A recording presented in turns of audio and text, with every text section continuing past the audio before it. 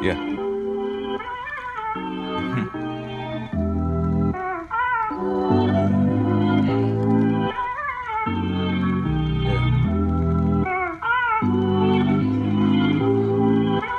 Yeah, they got it bumping. Why bother lie when the truth is free? Illusions creating distorted reality, manifesting heart's desires, faith that anything is possible, probable. With God, I'm unstoppable. Can't deny denial. Life flowing through, living is a test of subscription, a lifetime trial. Only faith, no fanatics. Pay attention to the antics. Peace over power, panic. Design planned in fashion.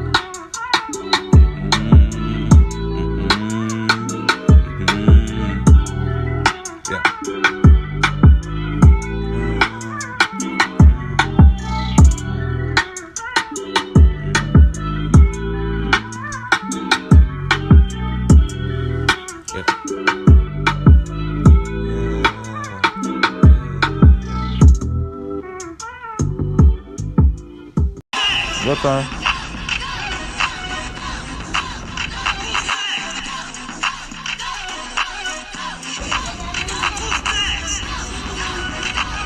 Nice job, dude. Oh yeah. Where's that go? Where's that go? Ooh.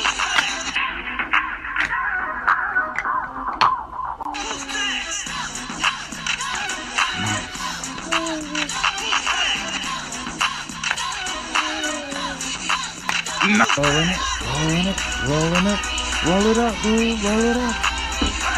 Make that house, dude.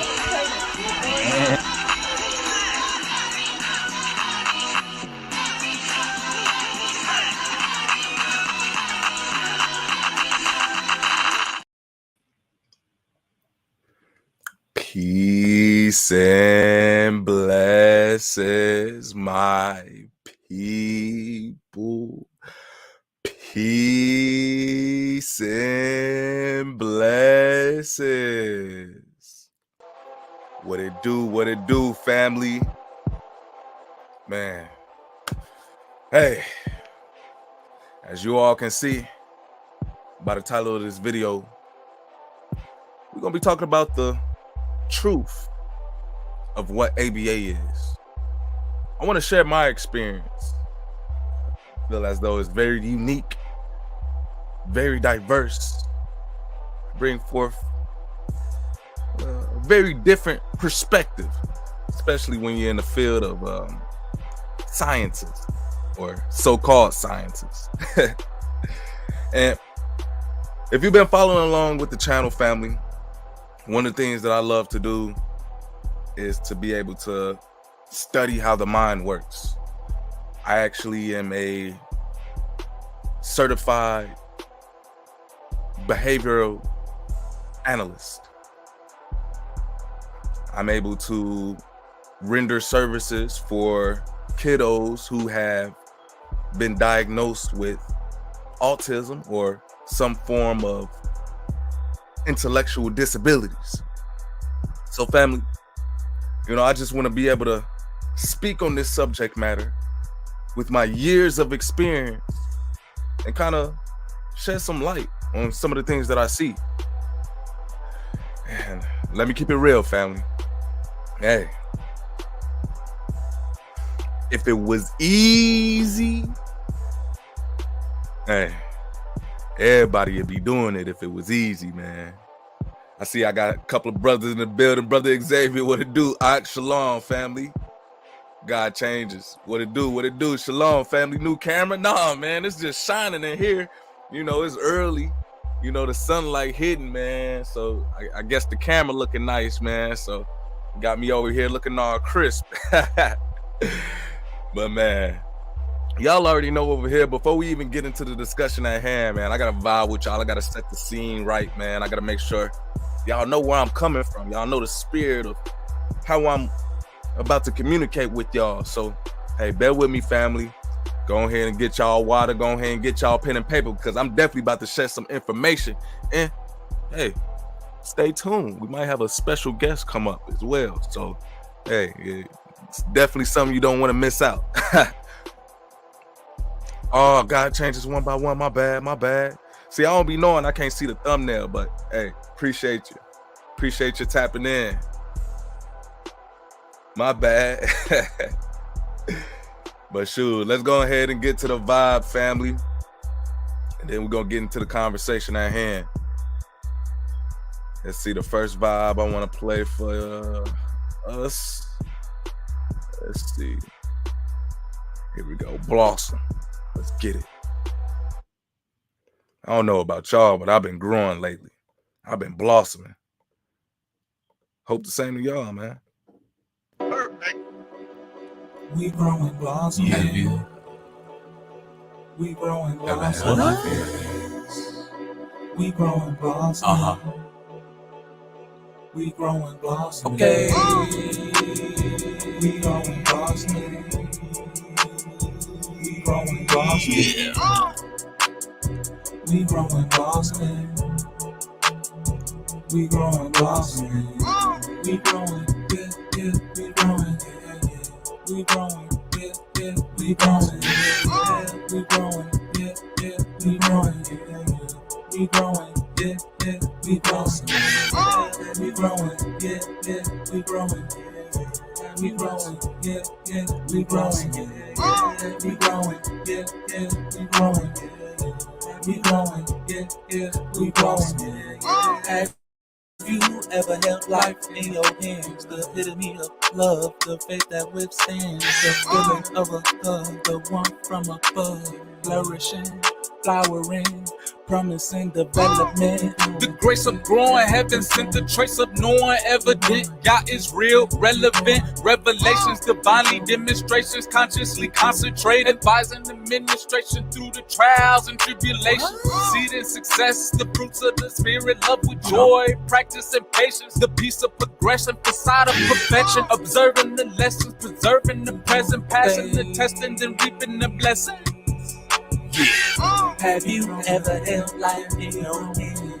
We growing, blossoming, yeah, we growing. Have you ever held life in your hand? We growing, yeah, we growing, blossoming. Have you ever held life in your hand? We growing, yeah, we growing, blossoming. Have you ever held life in your hand? We growing, yeah, we growing, blossoming. Perfect. Have you ever held life in your hands? Do you know what it means to grow? Do you know what it means to show what growth is? And family, let me just break it down in simple terms.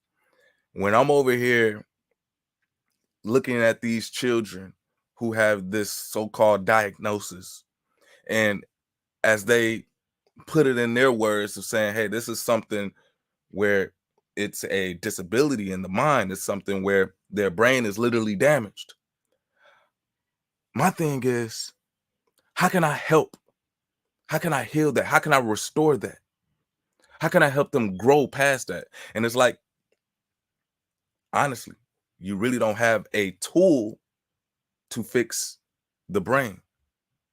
I mean, to say that you can go through surgery, but the risks of that can be more detrimental than it is helpful.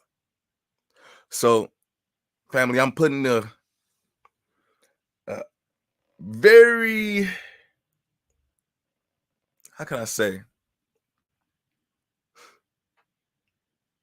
a very great position to find solutions to help kiddos who have these diagnoses. I got one more vibe for y'all, family, and then we're going to get into the conversation at hand. Man, I just want to, it just get to that point in time where I just want to feel love. I just want to show love. Because it's different over here.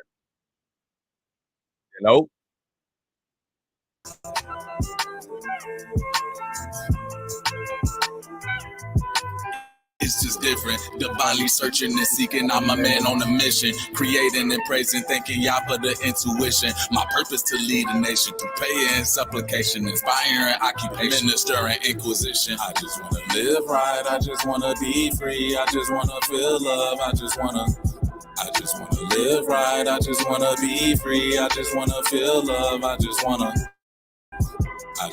live right. I just wanna be free. I just wanna feel love. I just wanna live right. I just wanna be free. I just wanna feel love. I just wanna. It's just different when we speak up for what we believe. They call us misfit. They say that communication is key, but they don't listen. The propaganda negating the fact that slander a deceiving extravaganza.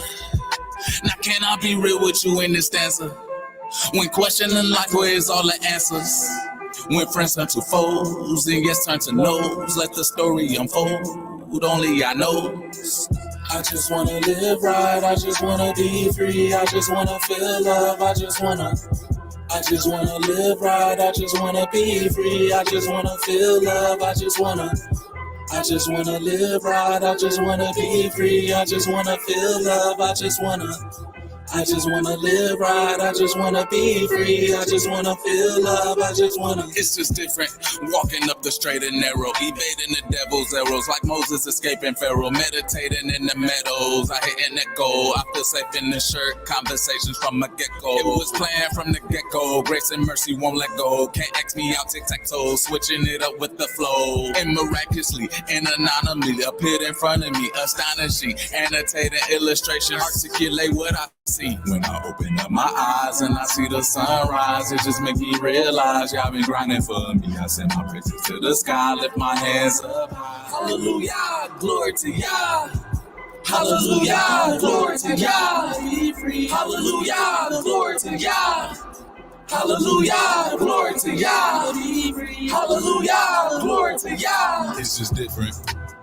Listen, I keep it simple. Your soul that they try to swindle, don't let them get to your mental. Conscious and consequential, considering the potential. Believing is inessential, manifesting evidential. Faith is the substance what we hope for, evidence of the unseen. Enlighten me of what it means. Spiritually, our vision and exposition, fruition. No following world traditions. Too many are contradictions. Petition for prohibition. I just wanna live right. I just wanna be free. I just wanna feel love. I just wanna live right. I just wanna be free. I just wanna feel love. I just wanna live right. I just wanna be free. I just wanna feel love. I just wanna live right. I just wanna be free. I just wanna feel love. I just wanna. It's just different. So for the blind, be the voice for the mom. Having it to always hit. Persevere with faith, no fear. Your dreams appear. Reality's what you make it. Keep striving. Don't let them take it. We building up a great nation, cementing the true foundation. The reason behind creation. Y'all's will be done. Revelations. I'm seeking the great salvation. I just wanna live right. I just wanna be free. I just wanna feel love. I just wanna live right. I just wanna be free. I just wanna feel love. I just wanna live right. I just wanna be free. I just wanna feel love. Yeah, no. Hey, and how many people can truly say they just want to live right? They just want to be free. They just want to be loved. And when we living in this world where what is truly love? What is being free? What is growing in this world? Family, I just want to be able to bring a different perspective as we talk about these subject matters. And as you guys can see by the title of this video, we're going to be discussing what ABA is. So without no further ado, man, I appreciate y'all for vibing with me, man, but it's time to get to the conversation at hand. I told y'all we was going to have a special guest, come in and share their experience. And hey, it's an honor to be able to build with like-minded individuals. So, hey, y'all please welcome Miss Trinity to the conversation. Hello, hello. What's going on, Trinity? What's up? What's up? Nothing much. Streaming from my car because the kids are loud. Hey, how you feeling? Good. It's Saturday and, sun shining. I'm happy, healthy. Hey, I like it. I like it. Great to hear. Let me know if you can hear me good, if everything coming through all right, if you ain't getting no interruptions as far as like our communication process. Okay, no, I can hear you. Can you hear me? Yep, loud Okay, and clear. cool. Hey, chat, what's going on? Can you guys hear us? Make sure we good. You know, I definitely want to get that feedback before we, you know, get to spreading this knowledge, man.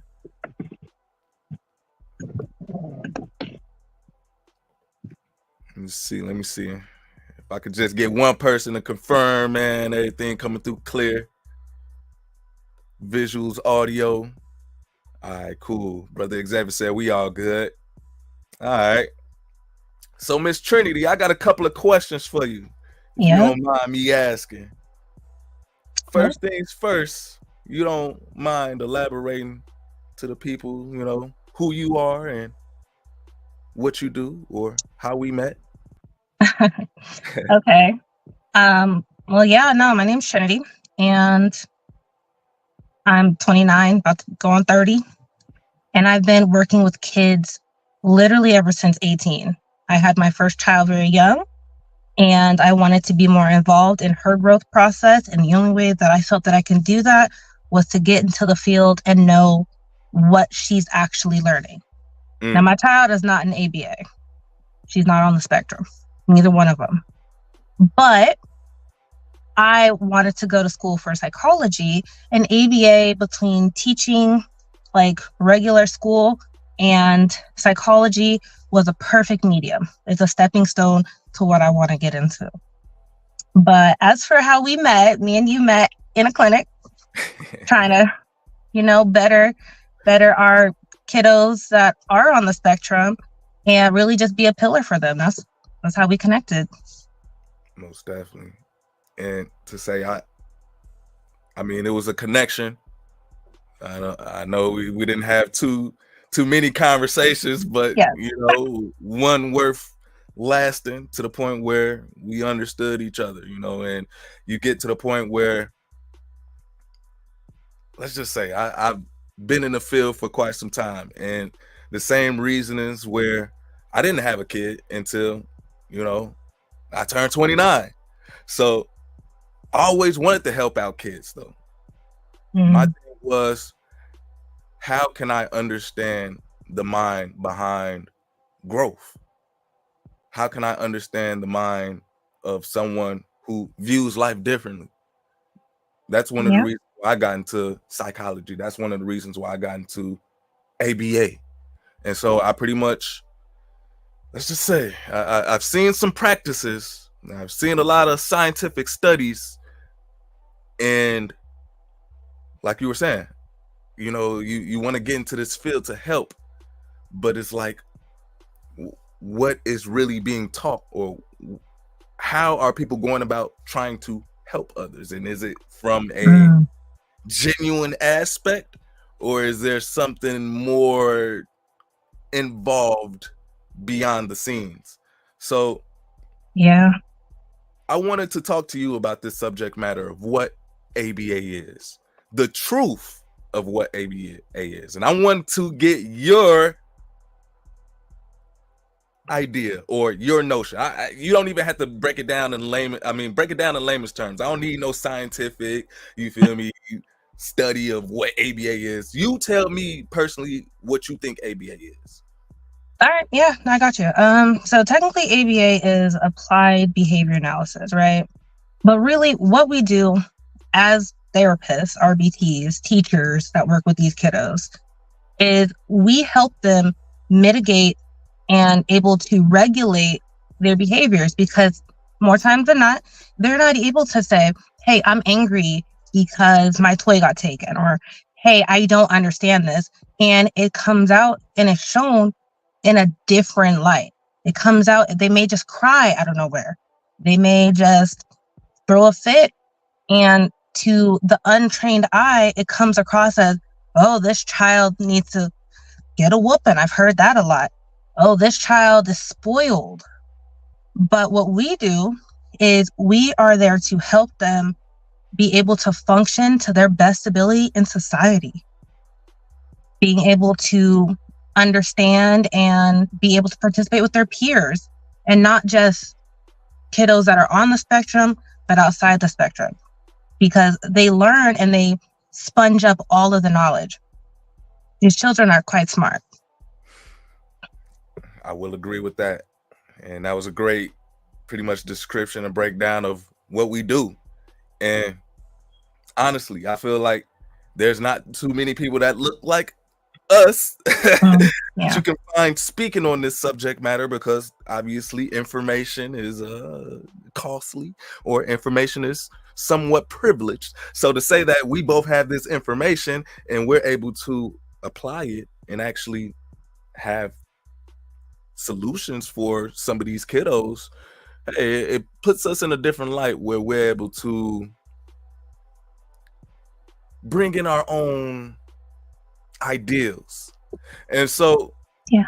what I've been noticing in this field, there is a scientific study. There's some sort of, you do this and this happens. In many cases, yeah, that occurs. But as you said, sometimes these children engage in behaviors where it's hard to truly pinpoint or have a textbook to say, oh, this kid is crying, then that means that, you know, they're acting bad. You have, from my experience, I've seen individuals who study the book of ABA, who get to that higher rank of becoming a BCBA or a clinical director, Hmm. but they obviously lack the experience of how a child really is feeling, or even trying to communicate to that child. Right. So most people, at least that what I've met, that go into those higher positions, it's because they have kids, but they're not on the spectrum, or it's because the field itself makes pretty decent money, or a lot of times, which I've heard, it's because it's easier to work with kids than it is to work with the adults. So they find that it's easier to implement very basic types of programs for these children to work on and achieve as goals. Like, play-based is great. Children should play. I think it's a great way to learn. Like Waldorf and a couple other philosophers and psychologists, they also believe that play is the best way to learn. And that's kind of where we get that whole NET, which is like that natural environment teaching. And you want to be able to have these kiddos speak on their real world experience. It's not always going to be as structured and perfectly placed as these clinics or in-home services provide.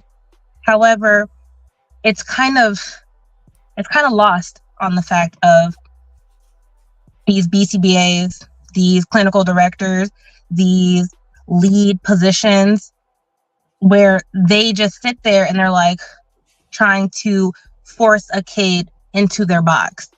Well, they need to act like this. They need to understand this. Well, maybe they do. Maybe like assessments are needed because maybe they're already past that point.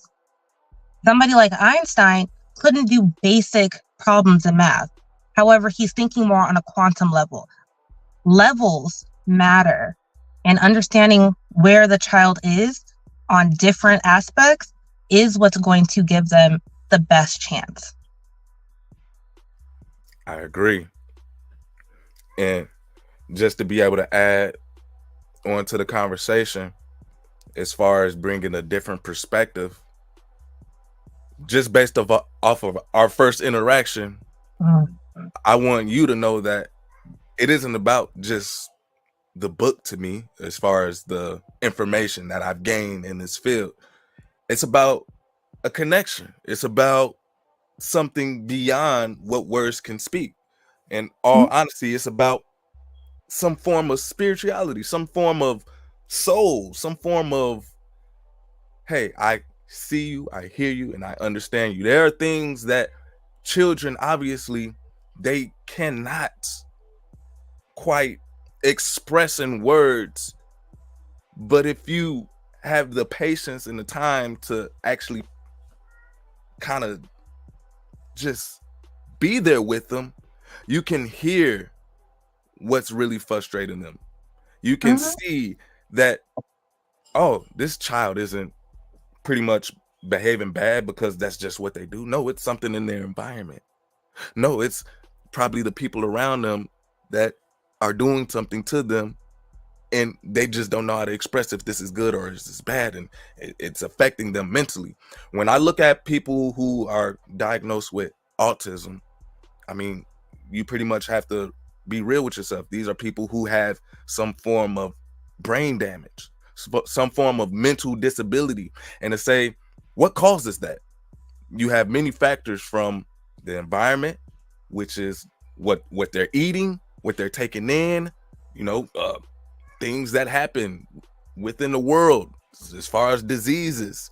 Those things can affect your body. Those things can affect your mind. So it's like a child can't tell you, hey, my mom only feeds me microwave food. All I drink is Similac, and there's really no study long term of how this really affects the body. But now we're starting to see these cases of mental delays literally exponentially growing.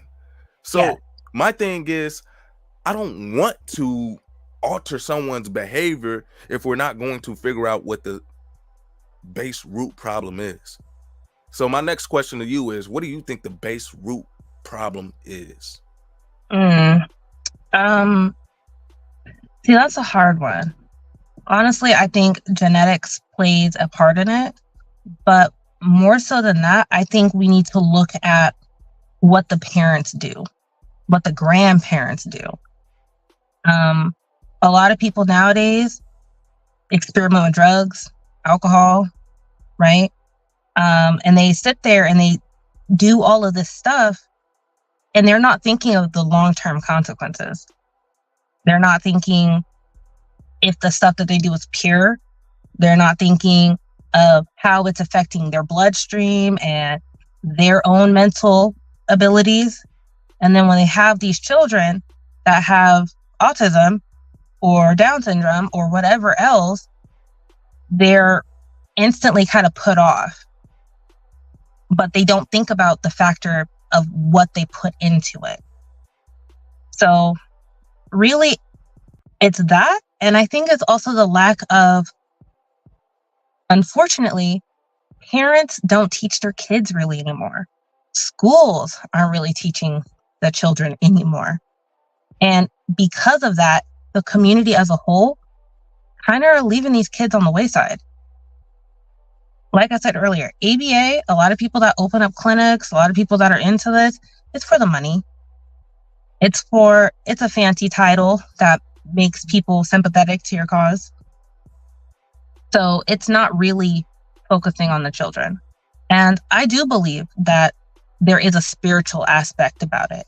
I also believe that there's a environment aspect about it, where sometimes, more times than not, the kids that I work with, it's like I'm their safe space. They get to be themselves, express themselves. They even get to explore themselves. And as an adult, they're looking at me, and it's kind of like well, is this okay? Am I going to get in trouble? I've go in for a hug for some of these kids, and they flinch hard. And they're sitting there, or they have like an accident, and the first thing they do is go into a fetal position and start to cry. I was like, what is happening at home where you, a natural 5-year-old, 4-year-old, 7-year-old that can't fully express your autonomy of things, are feeling as if what you're doing is wrong, or just simply accidents are wrong? And I think that plays a very big part of their inability to overcome some barriers, where they feel as if they do certain things, it's going to come back negatively. And if they view the world like that, you can only imagine what they're thinking of internally.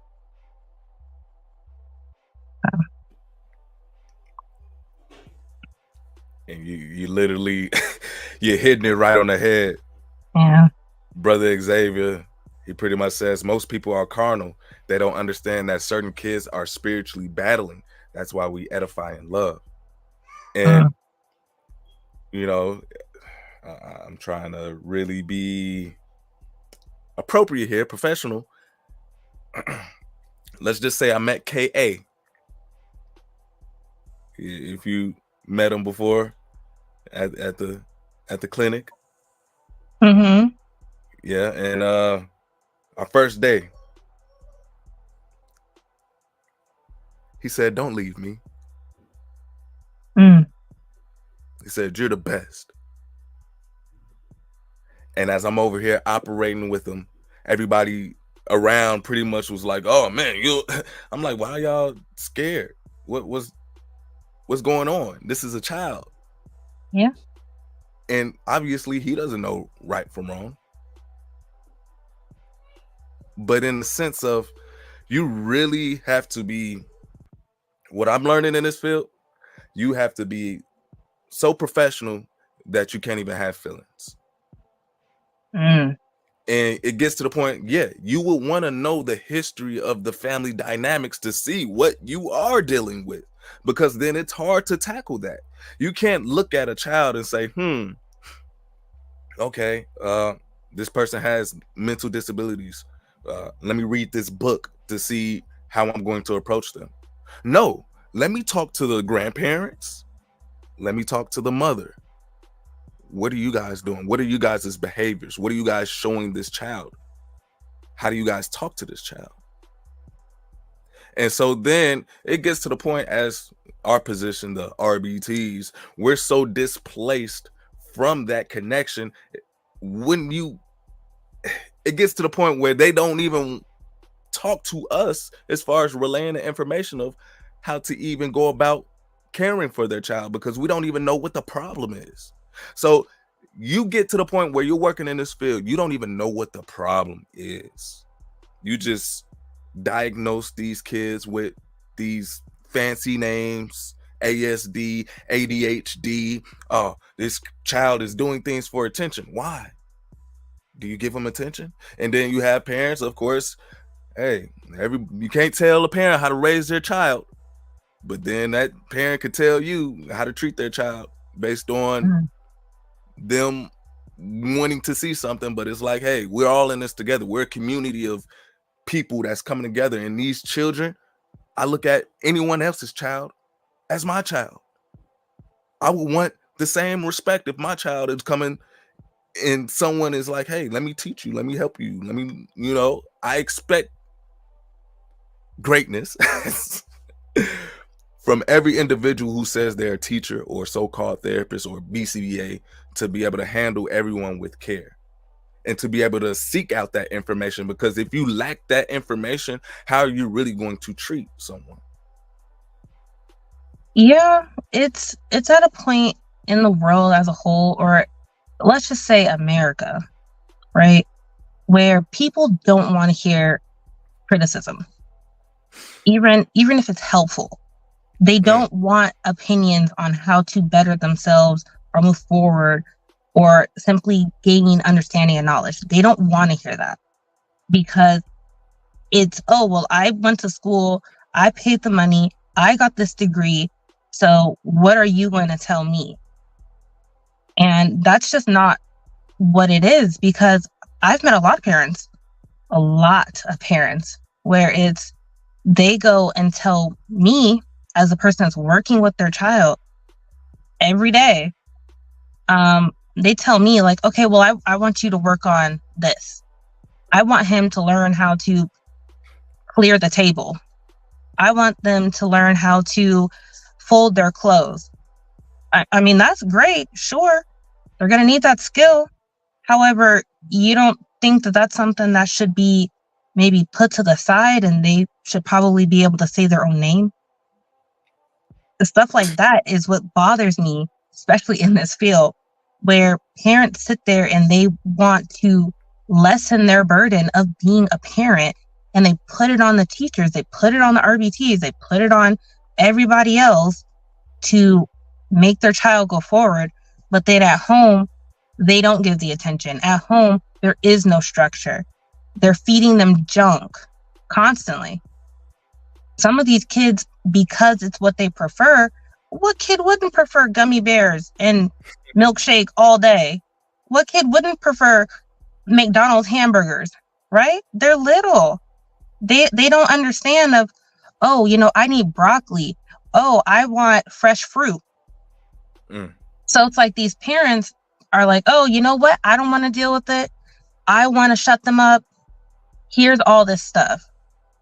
Here's what you want so you can be quiet. I knew a kid recently, you know what I'm saying, where every day is peanut butter and jelly sandwiches. Every day. And yet the parent doesn't understand why the kid doesn't like going to the bathroom, while walking them to the bathroom makes them hit their heads, makes them fight the therapist.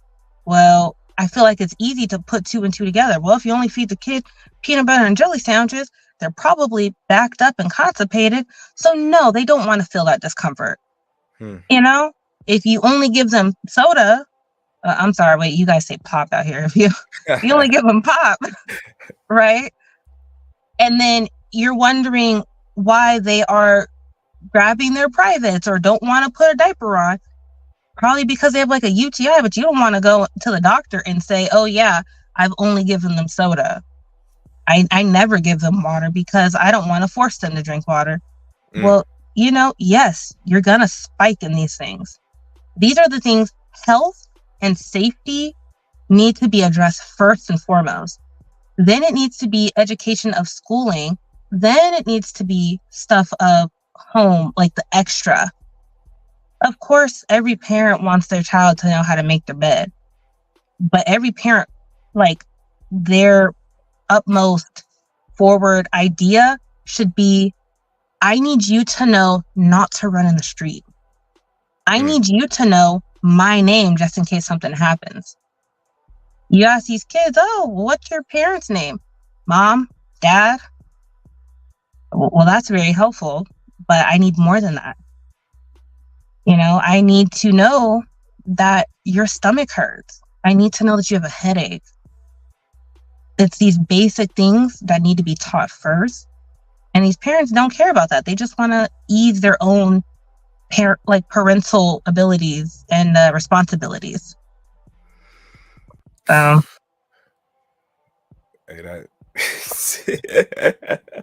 if you go into one of these cliques with the people that don't look like us, man, and you say something like that, oh yeah, the criticism is gonna get you walking out the door.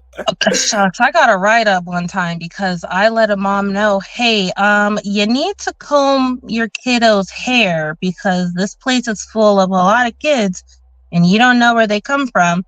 But if you don't comb their hair, they have a higher chance of getting lice. Well, she told the higher up, like, how dare she tell me I need to comb her hair, and I got a write-up for it. Is that not me looking out for the well-being of your child? I don't know. You said something very key. The first subject matter, health and safety. When you live in an environment, in a community, in a so-called country where we spend so much on health and quote-unquote safety, literally the top 10 grossing companies in the United States has to do with healthcare. Why are people not healthy? Why are there constant diseases? Why is there an exponential amount of people who are coming out saying they're suffering from mental health? Yeah. What are we not implementing as so-called teachers or as so-called, how can I say, therapists to come up with solutions for us to have a healthier society? What is considered health? What is considered healthy? And when I look at someone, of course, can I be real? Can I be real? Of course. When I look at someone who has a framework or a body that obviously I would question their physical aptitude to be able to get a task done. Is that considered healthy? I don't think that is healthy, but I can't also say that I'm the most fit person. However, if I need to, I can definitely run a mile. I can lift my weight. If a fire broke out in our place of work or, places how we worked, I'm able to carry multiple kids to safety. And what bothers me is there's a physical that you have to pass to be a campus monitor for schools, right? Campus monitor. Not even like security like that, but a campus monitor. But there's not a physical that you have to pass to do what we do. That's wild. That's wild. And let's just say you come across the safety aspect where in other jobs, let's just think about a police officer. Will you want somebody who is considered quote unquote unhealthy in that field of being a police officer? And I'm not just talking about the body either. I'm talking about mental. How can you identify if someone is mentally healthy? When I hear people that come around in these clinics and they're like, oh man, my mind, I got a headache. Oh man, I need to take my Adderall. I need to take this. I need to take that. I'm like, why are you working with kids and you are off of these legal drugs right now? Yeah. Yeah. Are you in the mind frame to be able to really teach these kids that? So then you have so-called people who, transition from their autism, and now they are in the position where they can teach other autistic children. But to say, did you heal yet? And if you didn't heal yet, what gives you the credentials to try to teach someone else to heal? Okay, I got mixed feelings on that. Only because I do believe that there is a certain type of giving that people can offer if they have actual experience. I've worked with people that have autism themselves, and they have a better understanding sometimes of what others are going through. And as for mentally being healthy, you're right. There's no way to fully comprehend what that means. I think it's a very fluid concept across all matters. Because take the military, for example. Before you even enter in, you got to do a physical, right? You got to do blood work. They look at your family history. They do mental tests on you. The more times than not, you see a veteran, you talk to them and it's, yeah, I suffer from PTSD. I got, depression. I gained depression up in there during basic training, right? I think it's just the world that we're in, the lack of compassion that other people show. It's a very much me first, me, myself, and I, what I need, how I can advance.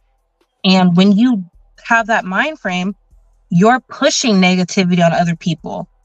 And as humans, I don't think that it's impossible to hold on to that negativity that somebody else put upon you. Like, have you ever walked into a room, somebody's feeling some kind of way, and the next thing you know, before lunch, you're feeling sad and drained? We have spiritual ties. And it's more so we have spiritual ties with people that we just interact with. We don't have to have them in our orbit all the time. But if you interact with somebody, it's going to weigh on you. Or it could uplift you. So, I don't know. On the point of people that take medication, I'll just be transparent. I take medication. I get really bad anxiety. But my anxiety stems from over worrying about things. So have I healed? I believe so. I put the work in. I reflected. I've let things go and I've meditated. Honestly, I've talked to God a lot. right? But I still have these things. I still get triggered with my anxiety because of situations where I listen to people's stories. I talk to people, battered women, find out that children got abused, and there's something about it that holds me. It attaches to me, which spikes my worry, which spikes my care and emotions, right? And so I do think that I'm fit to work with these kids, but I don't think that my anxiety, me taking these medications that were prescribed, I don't think it hinders. Does that make sense? No. And obviously, I didn't mean any offense. No. Well, I was just, of course, speaking. And I want to say, when we first met, I seen you. I see your strength. I see the love and compassion that you have for what you do. And in all honesty,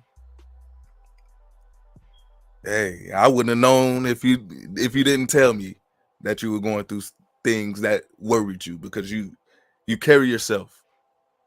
And even when you did tell me a little bit about your backstory, I'm like, man, this is a powerful, strong woman right here.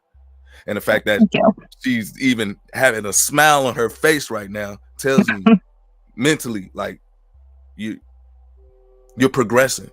You have joy, you have happiness.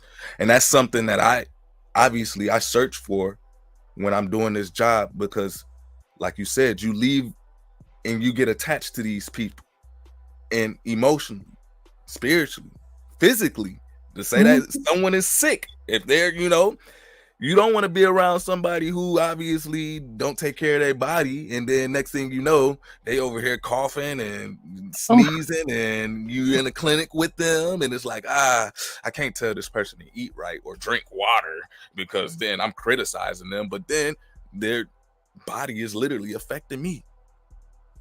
Yep. So that's kind of like my whole thing about it too, because it's like, man, I can't tell you what to do, but then you're affecting me. Because I was healthy for 2 months until I walked into that clinic, and then I got the sniffles and everything. So yeah, which is like, wild, because then you get written up, like, man. Oh, you called off 3 times. You're like, what? This kid had hand, foot, and mouth, and it got on me. Like, I got the stomach bug, And I can't tell nobody how to live their life, but then it's affecting me. And then it's, controversy of things being done. And at the same time, it's just like, I really want to be able to elaborate to the people that look like us, that go to these so-called clinics trying to find their 1 + 1 = 2. It's not. Yeah. No, I think a big issue that we have in this field is that people don't take into consideration cultural upbringing. People don't take into consideration generational cultural trauma, right? Like, it is a real thing. There's a reason why sometimes parents say for girls they don't want male therapists. There's a reason why, more times than not, parents are looking for, at least when they go and tour these places, they're looking for at least one Black therapist, one person of color, somebody, please, like, work with my child, because they have some sort of inherent fear. They have a fear that their child is not going to be treated fairly. They have a fear that, you spend all this time and this money to get your kid the best help they can get, or at least what people say the best help is, right, for their needs. And yet the discrimination is there and they get kicked out. And more times than not, so let me say it like this. As we know in the field, it's 2 to 1. There's twice as many boys to girls that are diagnosed with autism. And when you're looking at it, for whatever reason, there's an abundance of people of color. little boys, people of color, in these clinics or in these services, period. Yet they have non, people working with them. Hey, you can say it. I don't want your video to be suppressed or nothing, but they have, non-Black people working with them, non-Spanish people, Mexican people working with them. And so they're sitting there getting judged. And because they're getting judged, they feel that. These kids feel that. As people say, people that are pure, that can tell good spirits are dogs and children. Right? So if you come in there with some weird attitude, like, oh, look at his hair, or oh, he doesn't have matching socks. What is this? Jamaican food? Like what? And they're sitting there and they have these biases. They're almost doing this as a thought of, this is my job, but this kid is dirty. Or I don't like how this kid parents talk to me. So now you're disconnecting from the kid, all because you don't take the time to understand. That's wild. That's wild to me. It's not hard to have a conversation with Black peers. It's not hard for an employee to come up, hey, I don't understand what this kid is saying about this, and this. Or I've had somebody come up to me and was like, I think he's getting beat at home. I mean, do I fully support, beating up kids? Absolutely not. But sometimes, are you going to tap a butt for your kid? I think so. Like, I don't know, but I don't think you can say that they're getting beat at home all because a mom smacked him on the butt a couple of times because he decides to go around and break all the plates in the house. And this is the 4th time it happened. Now, is it always a solution? Absolutely not. But it is something that needs to be considered. It is something that needs to be considered where these kids are stimming, or for, people that don't fully understand this field, these kids are repeating things, or they're in their own minds and they're replaying like movies or songs or whatever else caught their interest. And, you hear like stuff that, I don't know, I had a kid sing Rihanna. Yeah. And they're like, oh my God, that is not appropriate. That's what they hear at home. It's not like it's not appropriate. It's just something that you wouldn't play. What's the difference between listening to Rihanna or say Chris Brown's Run It, or, things of that nature, versus you're over there listening to Dolly Parton and friggin' Miley Cyrus? Yeah. There is no difference. It's just simply a cultural difference and a barrier. But it doesn't say that one is worse than the other or one is more appropriate than the other. It's the same thing of, I'm all for children listening to nursery rhymes and songs, but any clinic that I work at, any kid that I work with, whether they Black, white, Asian, Mexican, I put on Gracie's Corner at some point in time.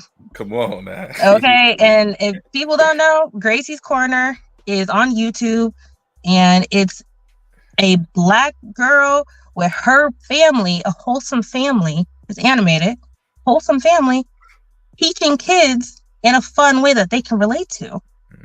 And it is directed towards Black people. I think that's the issue that really needs to be addressed on a deeper level. Most definitely. And just to be able to piggyback off of the situations or some of the things that you highlight that you're seeing in these clinics, majority of males, right? Diagnosed with this so-called disorder. And then I'm walking around and I'm seeing majority of males that look like me. Hmm? But then here's the conundrum. I don't see people that look like me working with them. I don't even see people of my gender working with them. And as you stated, hold on, certain people don't feel comfortable with little girls working with grown men. But people feel comfortable with little boys working with grown women. Mm-hmm. And let me just share my experience of what I've seen. And you have some of these women that enter into the field with, let's just say, yeah, they want to help, but they've been through their experiences where them interacting with males wasn't always the best. So then you have this female that is in this field interacting with these children, and to say, do they have the same dignity if they were working with a female? And I've seen it happen too many times, too often. Trinity, I'm gonna cut out the professionalism and I'm gonna speak to you real. If I came up to your little daughter and she was like 2, and I'm up close to her, just looking, oh, that is such a cute little girl. Oh, look at her body, look at her booty and stuff like that. If I did that, you would look at me like I'm a little, you feel me? You gonna try to get me far away from your daughter. For sure. Let's just say women can walk up to these little men and objectify them the same way.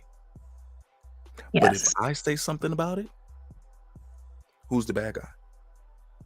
Yeah, the double standard is so real. It's unfortunate that, or let me say it like this.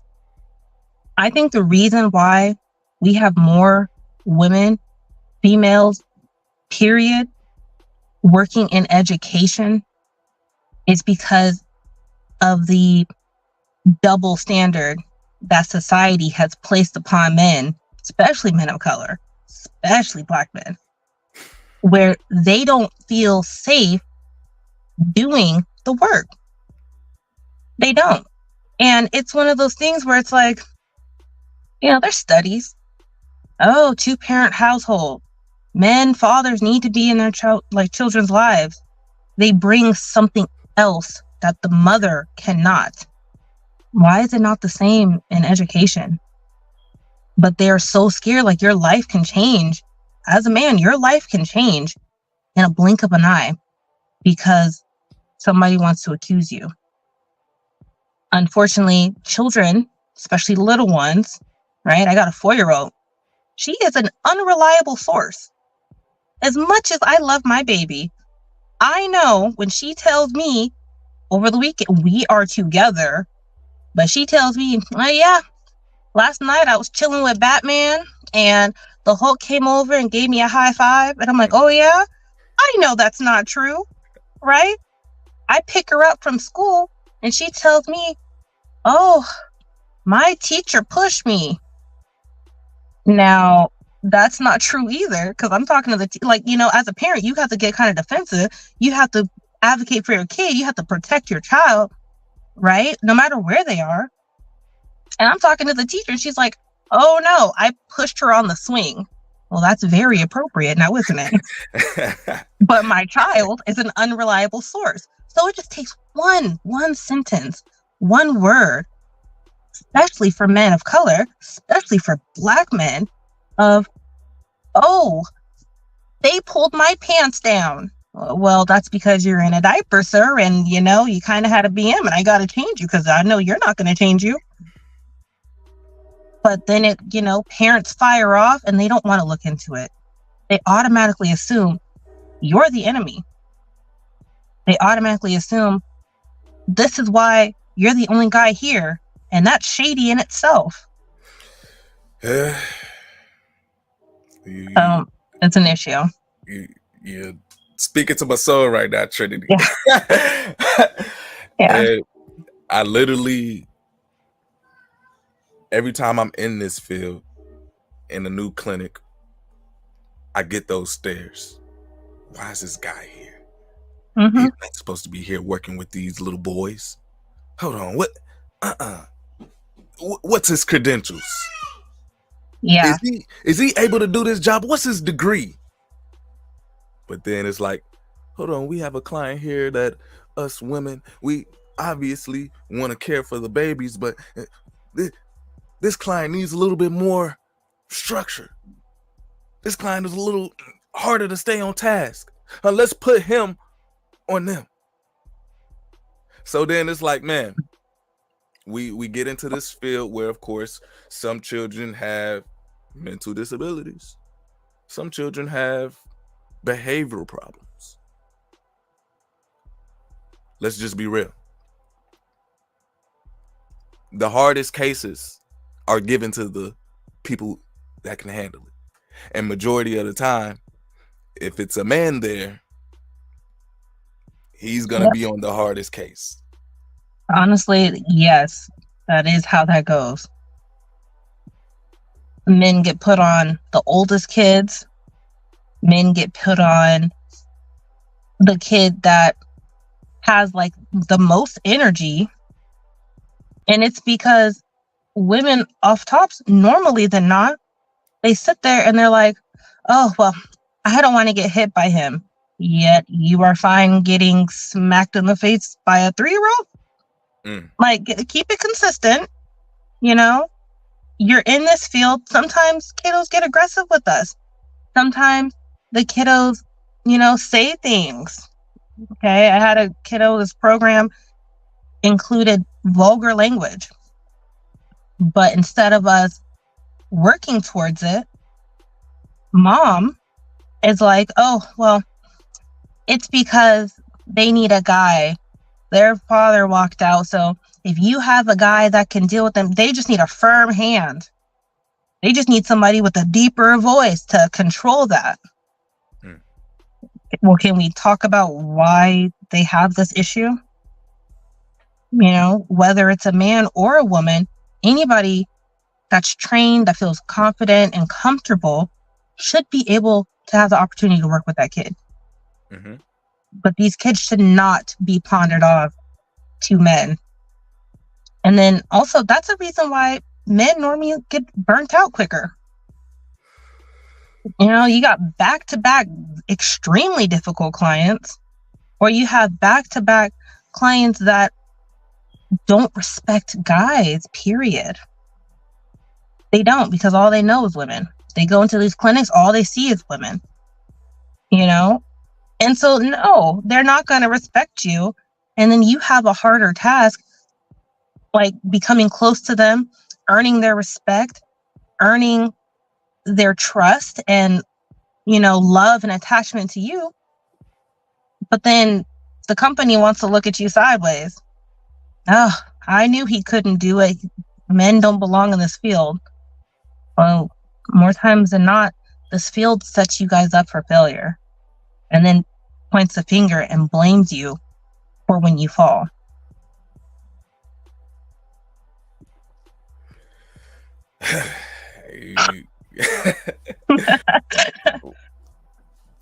Say, man, I give all the praises and all the glory to my Heavenly Father, for giving me the opportunity to keep on doing what I love to do.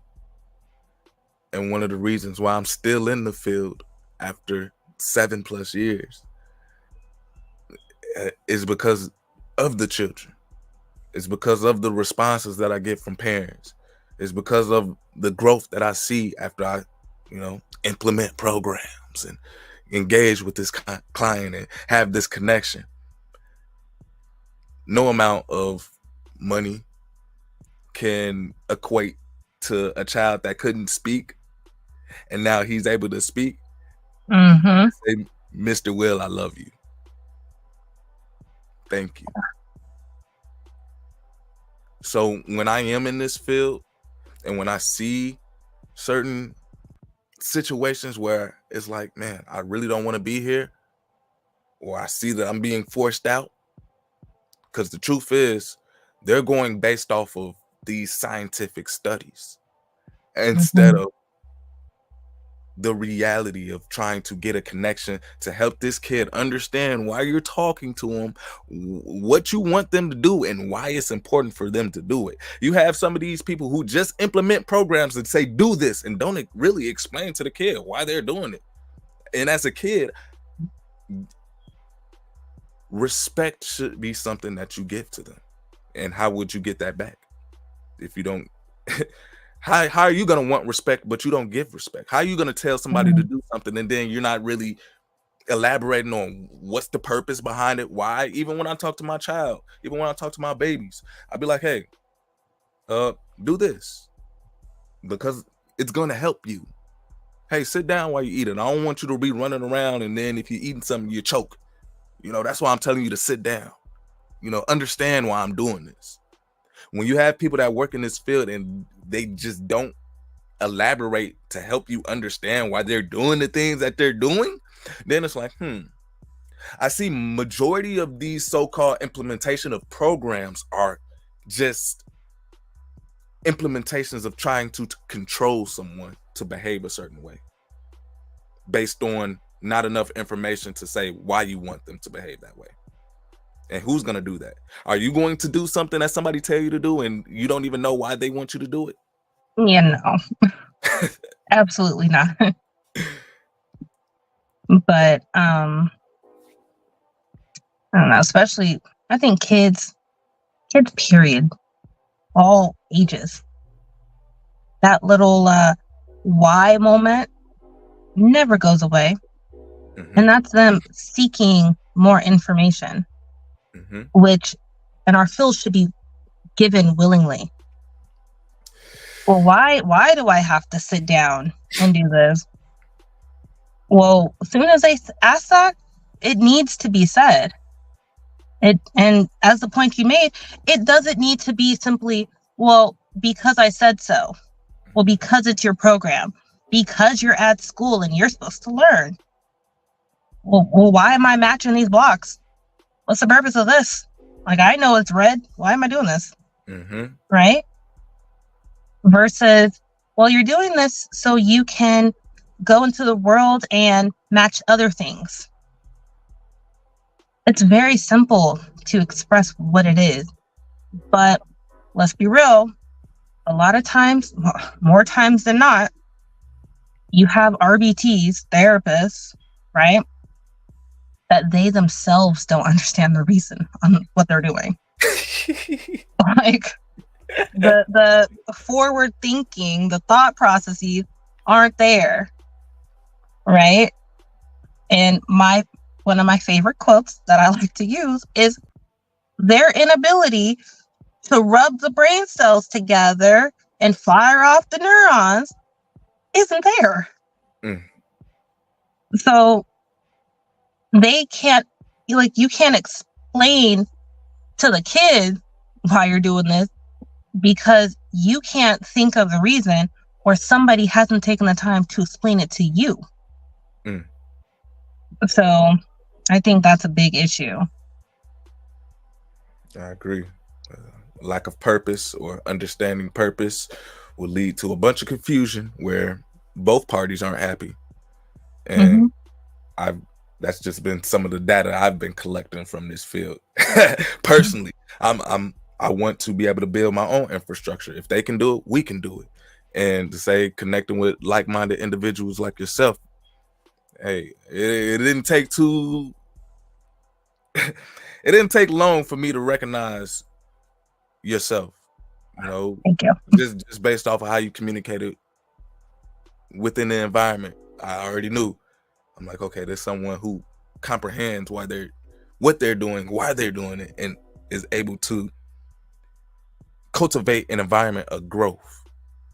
And when you're working in this field, growth isn't as, how can I say, as visible as you would want it to be, especially within a couple of weeks or months. It takes years for you to see growth in this field as far as like implementing programs. So it gets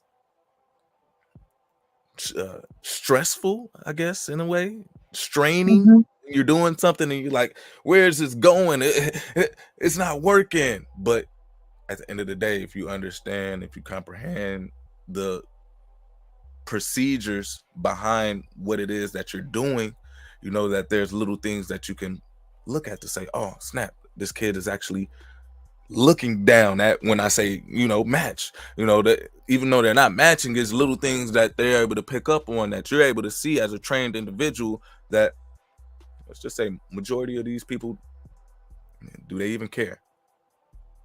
Yeah, I take the little wins.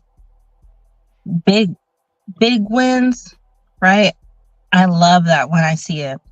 But more times than not, it's the little things. It's the ability to finally be able to make sounds. You sitting there, you're telling a kid, oh, say ah, and they finally go, happy day. Thank you. Like, thank you for making some sort of sound, especially because you've been silent for the past 3 months. But more times than not, you get these people that work with these kids, say ah, say and the kid, right? No, I said do this. What are you getting defensive for? What are you getting angry for? Like, are we not happy that they finally made a sound? Because sounds lead to breaking down words and understanding, the sounds of letters. Understand the sounds of letters go to basic words, and basic words go to sentences. Like, are we not happy with the first steps that are being made? You want these children to instantly hop into what's happening, instantly give answers of questions, yet we are not giving them praise of even the little things. Like, a regular person is very happy the first time they even sit on a bike and they don't fall over. I mean, you're not riding it yet, but good job. You pedaled and you still fell over because you haven't learned how to stop. That's another step. Good job. But I think in education, in both regular schools, public schools, private schools, ABA, anything, more times you have people sitting there going off the book, like you said, they're going off the book. And when answers are given, or when these kids are responding a certain way that don't fit into the mold, it's instantly discredited. Yeah. Like, we're sitting there and we're pushing these buttons on tablets, right? And any kind of prompt, it's a negative. So if I sit there and I give like a little bit, just a little bit of help, I have to mark it as wrong, which in the grand scheme of things, I don't know if you were able to ever see like somebody's like graph, right? Yeah. But in the grand scheme of things, it's always very low. Oh, you had to push the item that you want them to touch a little bit more forward. It's wrong. And their graph can go up here all the way down here. And so now they're like, oh, this kid isn't growing. This kid can't understand. They're not functioning at the level that I need them to. And it's a ripple effect, which only becomes detrimental and sets the kid back. That's not helping them. Our field is to help them progress. And progression is a forever moving goal. And I think that is lost. So, yeah. Powerful words, Trinity. Yeah. Hey, when I entered into this field, I knew one thing for sure. I wanted to inspire, encourage, and motivate the next to be successful in whatever endeavor that they decide to uptake. And so with you even saying that, it's like, is it a contradiction that I'm working in here? Should I be working in this field? Like, even though it's like, many times I do want to question the higher ups, because it gets to that point where I'll be like, what's the purpose? And then even when you do question them, it's met with that reprimand. It's met with that negative reinforcement. And so it teaches the people who are working in these environments to just go by the book, to just go along without questioning it. And so what do you think is going to teach the children? Go along with it. Don't question it. Just do what I tell you to do. I don't know why I'm doing this, but hey, I'm being paid to. So we're in this world right now where, hey, people are just doing things to be paid. Is that success? Yeah. It's not success, or at least what I believe successful is. However, for a lot of people, I can't fault them, because if you follow the rules of the higher ups, if you follow the rules of the director, you don't question everything, right? Then you're not the nail that gets hit. You're not sticking out more than the others. And people need their jobs. People have families to support and health issues and, bills, and everything has gone up. Inflation, milk. I went to the store, milk was $4. What is happening? But it's like, you don't want to sit there and always go to your higher ups and be like, hey, I don't think this is right, or hey, this is too easy. They need something a little more challenging to hold their interest, to help them go forward. Because as soon as you do, like you said, you get reprimanded. And if you get reprimanded so many times, they start to look at you like, oh, you're difficult to work with. How can we get you out of here? And so they start doing little things. And I honestly, right now I'm in school, right? I'm in school for a couple of different classes. But one of my classes that I'm taking currently is the psychology of everyday life, right? I'm in the middle of writing a paper about privilege. Like, just taking that into consideration. There's privilege on multiple levels. And I don't think these people that want to reprimand for being questioned, that want to reprimand for people coming to them and giving like suggestions, solutions. I think it's privilege that they want to flex that power. Even when we met, it was very brief. But do you remember what I said? I was like, hey, be careful. Be careful. Don't say too much, because they're going to get on you. It's a very telling thing that like-minded individuals that are in this field for the correct reasons, people that are compassionate, right?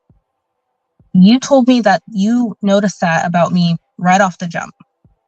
It took a few hours that you've known me in that setting, right?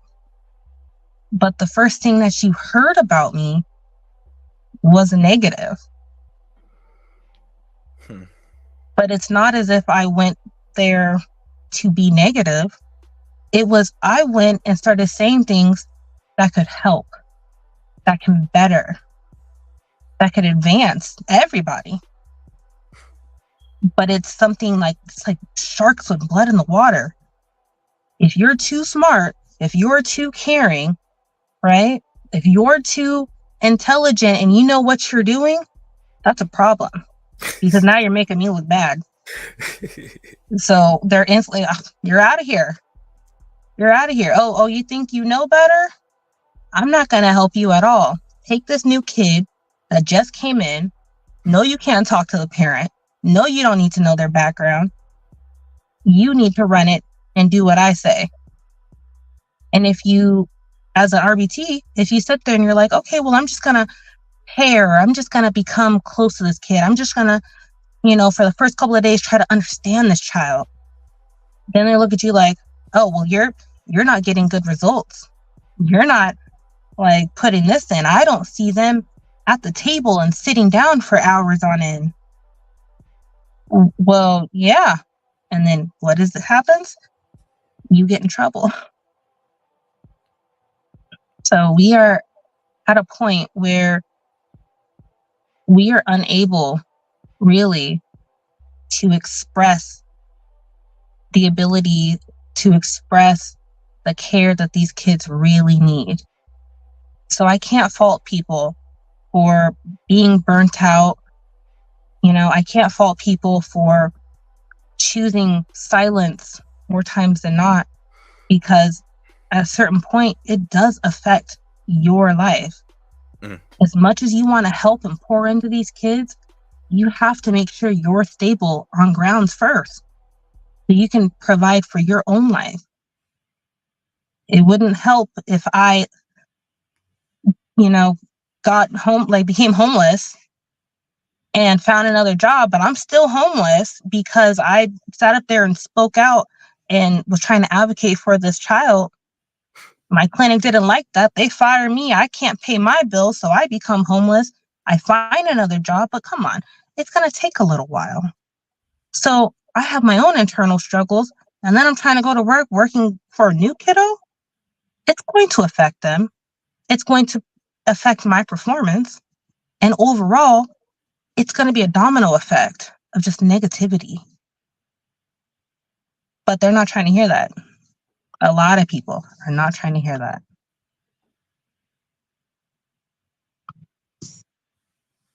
And I feel as though it needs to be said. And one of the things that I love to do on my platform is speak those uncomfortable truths and be able to have a space where we can express as individuals of enlightenment. And hey, they'll say our words are very, how can I say, professional in some sense, where hey, if you take what we're saying and you're offended by it, obviously, I mean, there was nothing vulgar said, but there needs to be something checked with that individual. If you're speaking to them in an intellectual manner and they, deem that as condemning. So learning a lot, not just from the kiddos, but from the people, working around and bright minds like yourself. So, it's the field has its perks. It's one of those fields where you continually grow. You don't know everything. Nobody knows everything. So that's kind of one of the reasons why I got in it as well, because I wanted that stimulation of, all right, if I see somebody behaving like this, I know what to do. Or, oh man, this is a new behavior. I don't know what to do. Let me observe it. I can't just read a book, or I can't just watch a YouTube video. I actually have to be around this person. I can't just go to a professor's lecture. No, I actually have to be around these children. So just to see and know that I have the experience with multiple different types of behaviors, and to say that I see success from not just doing things by the book, but doing things based off of that spiritual connection. So, I don't know if you got any more time with me or not. We're coming into like an hour and a half. So yeah, I gotta get going soon. Yeah, I just wanted to let you know, be aware of that. But Yeah. if you wanted to share some of your last sentiments before you get off, man, we got a couple of people viewing, man. I'm pretty sure people been enjoying the conversation. I hear. How y'all feeling, man? Great conversation. I appreciate y'all. All right. Thank you. Yeah. So yeah, just to wrap it up, there are some things overall in this field that need to be addressed. The combatant, like the hostility when you go to higher ups to try to help, right? We should all be in a community where the sole focus is trying to help and advance, right? These things, that should not be an issue, or at least it shouldn't be an issue that is so reoccurring, right? That needs to be addressed. Another thing that needs to be addressed is the biases against male therapists. That needs to be addressed. And vice versa, we should always be looking into women, because the majority of kids in this field that get placed into these clinics and programs are boys. So there should always be some sort of evaluation. And I also think that I think supervisors, directors, it should be a requirement that they have at least 10 years of active, hands-on experience. Like, that should not be something that they're able to omit just because they have a piece of paper that says that they finished school. Yeah. And my final thought, based off of recent experience, right? You know, I do not believe that there should be a rush to open clinics for profit. People need to gather these funds to create a place that is wholesome and ready to have these kids learn. And for the therapist to feel comfortable in the environment. You should not be sitting here having to question choices of basic things like play structures or materials. These things need to happen across the board, not just out here in the Northwest, you know, not just for certain demographics. It needs to happen across the board. ABA is still new, which means ABA has the time and still has the ability to be molded into something greater. It should not be so stagnant. I agree. God changes one by one. The sister said, I'm a parent and listening to you both has been inspiring and showed me ways that I can improve my parenting when it comes to my child. Well, that's great. Thank you. I'm glad that I can, you know, add on to the conversation and help gain insight for people. Most definitely, most definitely. And I'm, you know, speaking not just as someone who has quote unquote clients, also speaking from the parent aspect, you know. Yes. Trinity's a parent, you know, and I ain't gonna tell too much of her story, but to say I was intrigued and to see your strength, see your resilience, see your joy just exuding, you know, it inspired me. That's what I wasn't gonna even have this conversation, but then I'm like, you know, I'm dealing with that spirit of just, should I stay silent or should I speak on it? And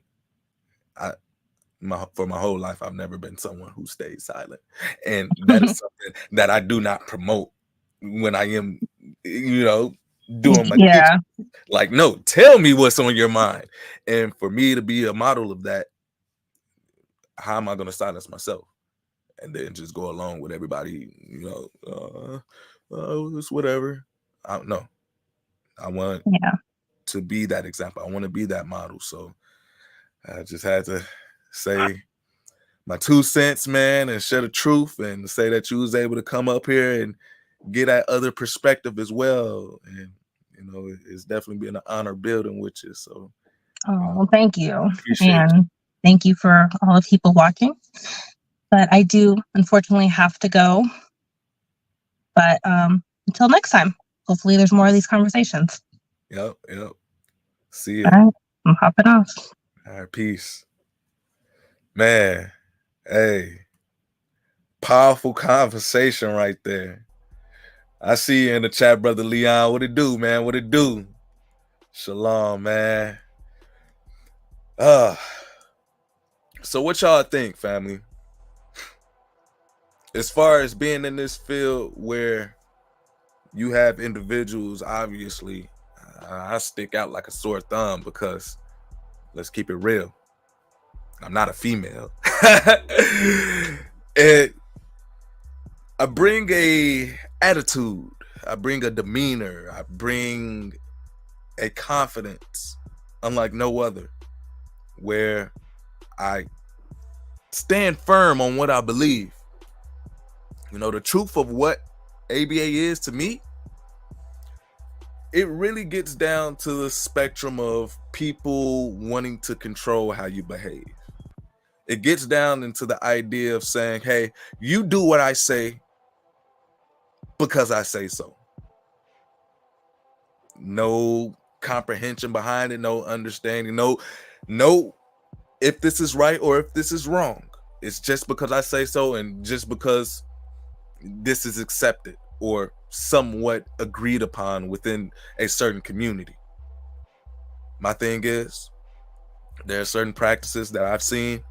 There are certain experiences that I personally, man, due to confidentiality and so-called rights of in the healthcare field, there's only so much that I can share with you all, but we're in a very funny time where you would think that your health information is something that's private.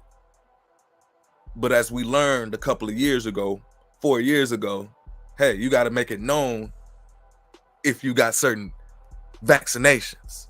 You got to let it be known how you're doing within your own health environment. So if someone does have autism, if someone does have these mental disabilities, let's let it be known. Because at the end of the day, it's dealing with health. It's dealing with safety. You hear me? Why wouldn't this be something that you want people to know? Why wouldn't you want to know if you're around a child that can possibly cause harm to you or to their self? And let's really be real, family. There's no piece of paper that can tell you how to deal with a child in that moment. There's no information that can tell you how to respond if someone engages with you with physical harm, mental harm, spiritual harm. I mean, that's harmful as well. People go through spiritual battles. And it pretty much shows the lack of experience of people who have true solutions in these environments. Because if that was so, you wouldn't see a rise. You would see a decline, because people will have the solutions to cure it. People will have the solutions, the readily available information to help people out. Family, can I just show you guys some visuals of some of the things that I do as far as being able to cultivate an environment that is fun, enjoyable, and actually engages with children of many different diasporas, not just children that look like me. So here go a clip of pretty much some of the settings that I was involved in. I already know, man, it gets to the point where people be like, oh, do you really do this, man? What's going on, Lee? You say you teach, but okay, I'll show y'all. I love what I do. Give me 1 second.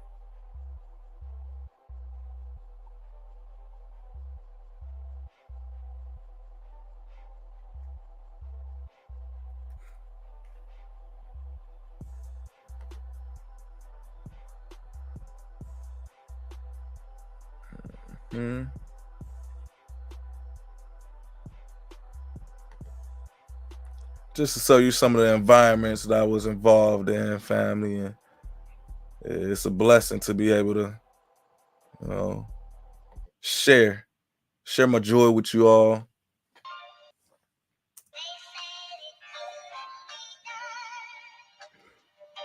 And just seeing kids express themselves, having an opportunity to work with kids that obviously you have regular schools don't have the trained protocols to be able to. But, hey, ain't too much training I need to do when I'm walking with the Most High, because he gives me the spirit to be able to connect beyond words. One more. Ooh. I be over exaggerating Nice. a High little five. bit, but no, I be truly excited for my kiddos when they, when they respond and being able to tell them, hey, why they're doing what they're doing and what I want to see from them, and to say that, hey, them building up a block can be the starting point to them helping build up a community. So just little things that I take away from time to time, and just to be able to show you all, like, hey, I got my skin in the game, but man, there's a lot of things that I see going around in the higher ups where, hey, you guys heard Trinity talking, it's a little offsetting and off-putting, where you have people that really have passion in this field, people that really have joy and love for what they do. Many times they're silenced. Dream of reality, be what you want to be, reach the stars and paint the galaxy, praise infinity, seraphim synergy, cup dry empty, overflow abundantly, divine influence me, never was a prodigy, make my parents proud of me, big D, no S inside of me, faith and desire, tired so heavenly, reintroduce myself, call me Will Lee. I know I see something better, I know I see something better, I know I see something better, I know I see something better, I know I see something better. You feel me? So just going into these environments and saying, I know I see something better. I know I see a child that has these so-called behaviors, and I see how I can intervene to help them appropriately behave. And it gets to the point where you have these individuals that you work around who see you for who you truly are, and given the social conditioning aspects, let's just say I don't sometimes follow along with rules and regulations of this world. And when I speak on subject matters of saying, hey, I won't teach a boy that he's a girl, or I won't teach a girl that she's a boy, these situations can cause a lot of controversy. These questioning of programs or questioning of how they want the kids to behave can cause, let's just say, a disconnect. And that's literally been my experience, where I'm over here questioning why you want this kid to keep standing up and sitting down, standing up and sitting down. You want him to follow your directions? Are you telling him the purpose of standing up and sitting down continually? I mean, there's other things that you can tell a child to do in order to, make sure that they're hearing the words that you're saying. They're able to comprehend the words that you're saying. They're able to apply the words that you're saying and give a response. It isn't always something that has to be, looked at as maltreatment or physical work.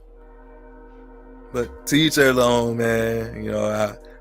I am not a so-called board certified behavioral analyst, but to say I'm certified based off of my experience, to say I didn't go to the schools or take none of the tests, but I was actually in the field and had multiple accounts of experiences and success while I was doing it.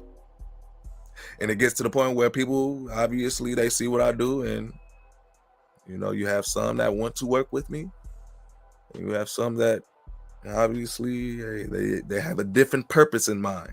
My thing is, explain those purposes before you start working with me, or even lay it out to the point where, hey, Lee, we see you're good at so-called engaging with children and helping them steer their behavior towards appropriate reactions.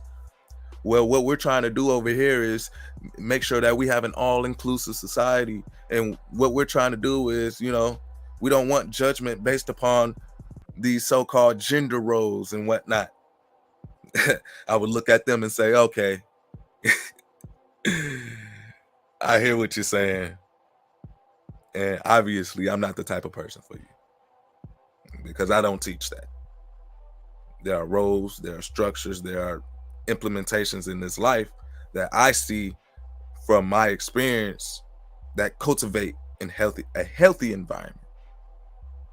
When you start to blend the lines, and when you start to have more outputs of confusion than actual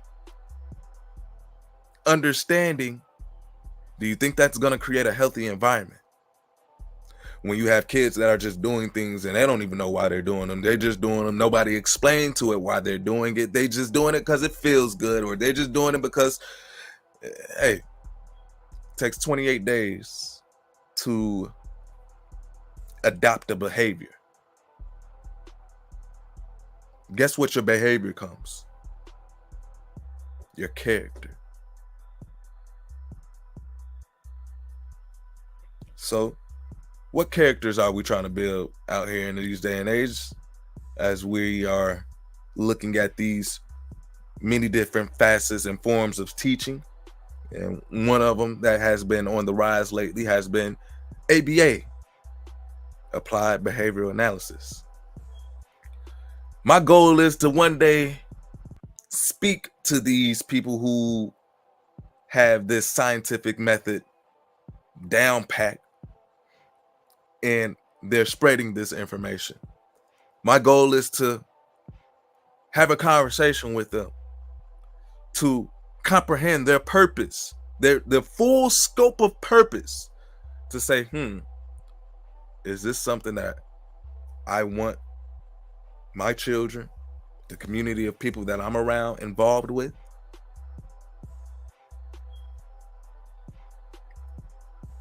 And now it gets to the point where if I'm even asking these questions, am I going to be looked at as the person that's causing controversy by not just following along with the accepted behavior of the masses? So we're definitely in a intriguing time, family, where, hey, I calls it as I sees it. I might as well bring up the script while I'm here. Y'all know me, man. I know I ain't really want to. Y'all been hearing the conversation, but I got to go ahead and do it, family. Hey. I'm in 2 Timothy, verse 3. This know also, that in the last days perilous times shall come. Let me go ahead and bring this up for my family, man. Y'all know what's going on. We're in 2 Timothy, chapter 3. This know also, that in the last days perilous times shall come.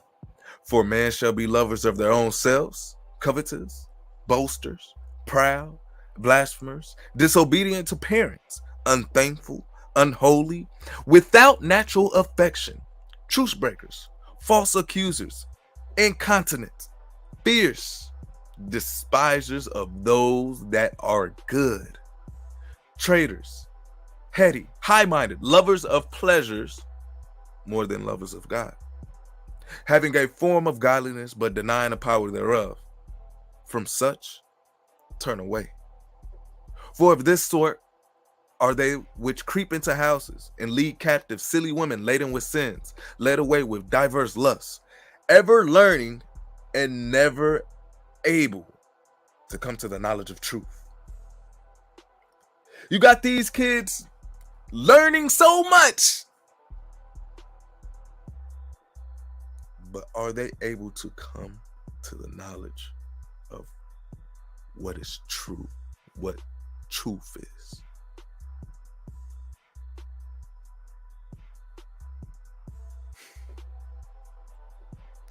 And what type of life is that? To just learn all the time. But you can't even tell what is right and what is wrong. You can't even tell what is true and what is false. What type of life is that? Do you think you're going to be someone of mental stability? Do you think you're going to be someone of astute health? Do you think you're going to be someone who is able to discern what is good and what is bad? If you're someone that's constantly learning, you're reading so many books about these scientific methods, but you're never able to come to the truth of what is really transpiring around you, what type of environment will that cultivate? A healthy one or a sick one? Will you be someone that's filled up with joy, love, compassion, or someone that's filled with hate, displeasure, disobedience? I just wanted to point that out too, family. I know, you feel me, we was over here talking about the ABA and the scientific method, but I cannot talk about teaching without bringing in some type of scriptures, without being able to relate who my teacher is, what I'm taught as far as what is truth and what is right and what is wrong. And that's what I say when I want to go in and talk to these people who wrote these books about ABA. Hey, what's right? What's wrong? What's good? What's bad? Are you able to come to a comprehension of what truth is? Or are you still learning? Are you still putting out books about all this information and pretty much building up people as far as having these terms that the normal person won't even probably comprehend, but they don't even know how to speak in layman's terms for people to comprehend because they have so much information they can't even teach it now? It sounds like a reprobated mind to me. But, you know, to each their own. You know, I had a little bit more things to say as far as my experience, but family, you know, I'm gonna keep it surface level. And if you heard in between the lines of pretty much what has transpired over the last couple of months for myself, man, just know I'm definitely in a different perspective as far as tending to the services that I provide. And I definitely look at these people that have these infrastructures in a different view, because it's like not everybody who so-called is in this field to help kids are actually helping them. And it's sad to see it. But if I speak on it, hey, y'all heard Trinity say I ain't the only one feeling like that. But hey, based upon what I say and I guess how people feel, and let's just be real, I stand out. And so it'd be the first person that stands out is the easiest target. So I just wanted to come through, man, and get that off my chest. Man, this was a wonderful conversation, a great build. Man, I appreciate Trinity for coming through and sharing her insights on this conversation as well. And family, I'm going to have more content coming out soon. I'm actually in a process of thinking about putting together some infrastructure to learn, you know, and to teach kiddos as far as like having their own individualized programs and, you know, just working with it with my family, with my children, and wanting to pretty much share with you all. If you all see the schooling system and questioning what they're teaching, hey, we have other solutions. We can actually cultivate our own curriculums to be able to have the people who have our same morals, values, and concepts and purpose in life to be able to, you know, exude that to the next generation, because hey, I feel like there's a need, and it's not too many. It's not too many males, not too many men that I see that take a stance in education as far as actually having some type of morality behind it. I mean, far and few between where I see a man in education that actually speaks up and express fluently, express with intelligence, where you don't even have that view of what a male that looks like me with intelligence looks like. So I just wanted to show off my talents, and by doing so, giving all honor, giving all praises, and giving all glory to the Most High for giving me the ability, giving me the opportunity, for giving me peace and giving me love and joy of what I do. And family, y'all already know on the side of YouTube, I create content to inspire, to encourage, and to motivate the next to be great. Not only do I do that on YouTube, I do that in real life as well. So, family, for the people that do support this channel, man, just know, man, it's been a long time coming. Well, we definitely got some things on the works as far as the educational side, and I just want to be able to bring out that aspect and be comfortable doing it, not ostracized based on how I look or how I make somebody feel based on what I say. So we need them safe spaces where people like myself can speak and actually be taken credibly. So, hey, y'all willing? We in the building of it, you know. My family, we almost been on here for 2 hours, man. And I felt like this was a very insightful conversation. We got to talk about some things about the ABA process, man. Hey, we ain't done yet. I feel like I got some more I want to definitely be able to bring out to the people, man, as far as what I've seen, what I do, and the changes that I feel as though we should make, and some of the things that I feel as though we can keep it. One thing I know is, hey, if learning isn't fun, then it won't be enjoyable for both parties. And how beneficial is that? How beneficial is it that your kid, every day, they're waking up and they're like, man, I do not want to go to school. They're doing something. You're programming them already to do something that they don't like to do. So what do you think they're going to do when they get older? I don't like to do this, but I'm going to do it anyway. You're necessarily teaching children that, hey, life is about doing things that you don't like to do. And you have to do that just because somebody tells you to. Hey. And what type of life is that? But family, I enjoyed this conversation, man. I got to go get some things done on my end. Man, it's been much love. Hey, Ray, I see you in the building, man. It is what it is. 100. For real. If you would like to support the channel, man, everything is definitely appreciated.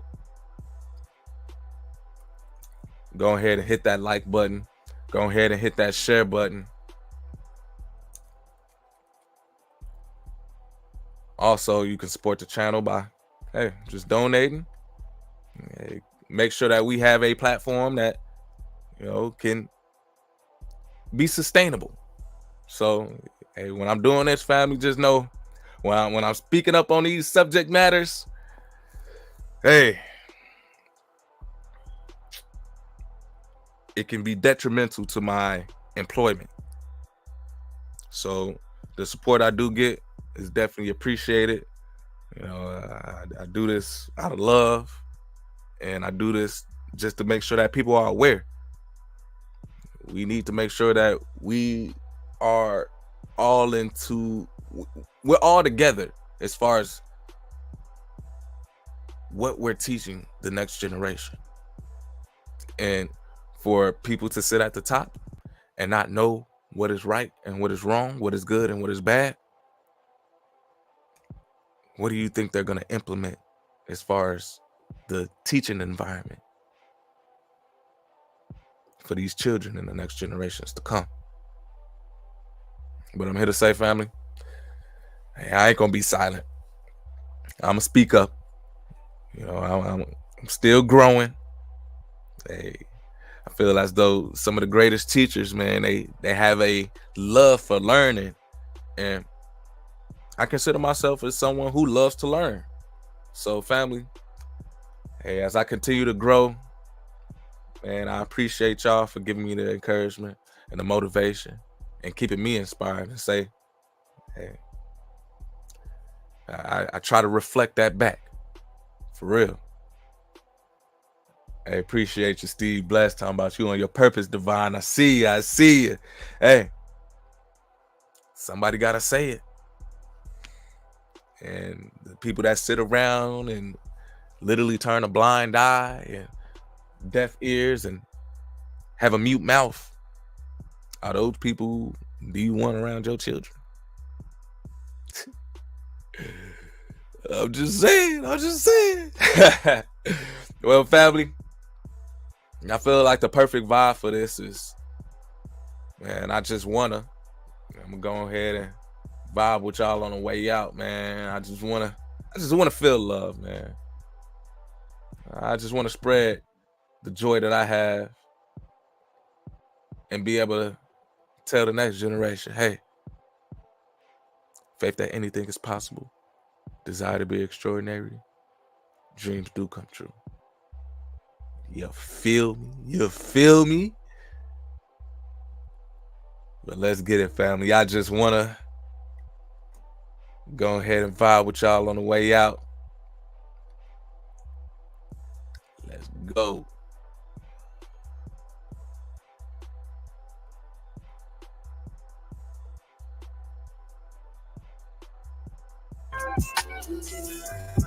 Okay.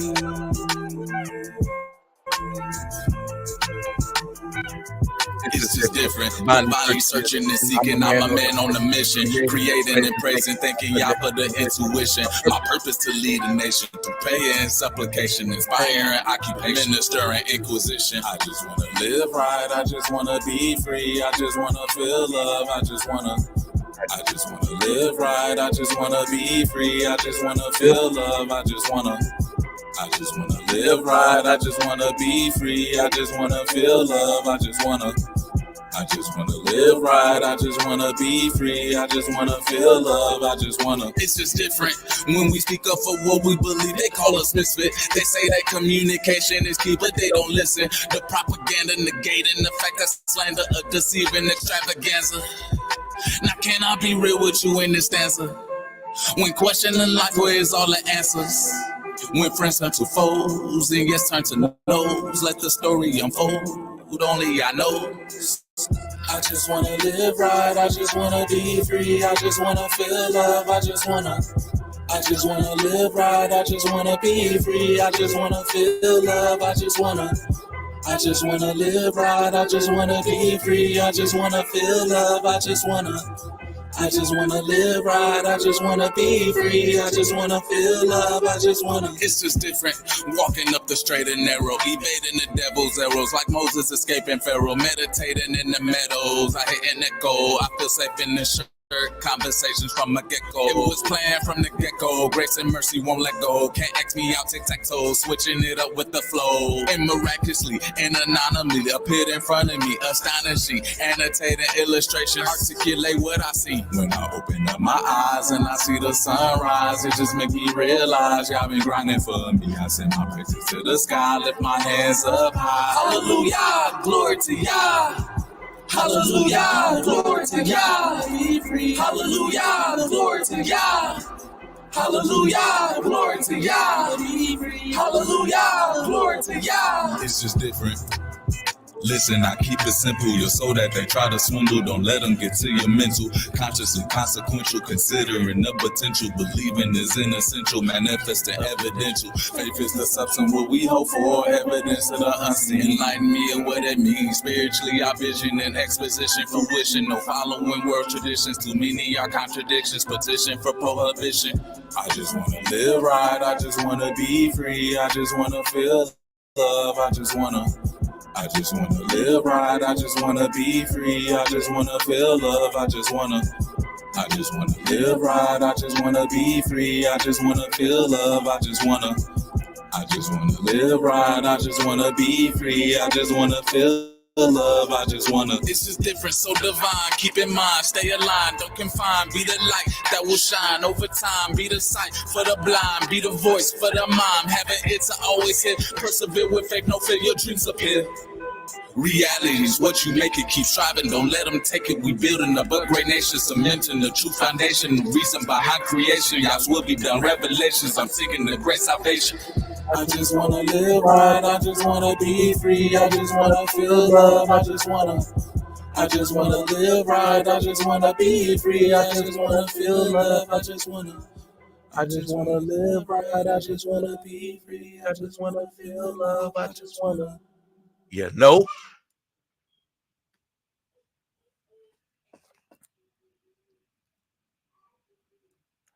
Riley. Until next time, family. I'm about to go play with my little one. So I hope y'all enjoy this stream, man.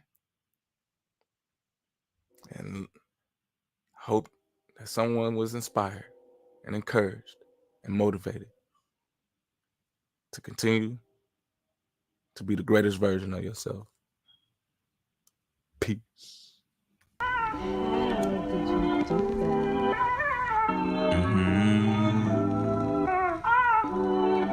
Yeah.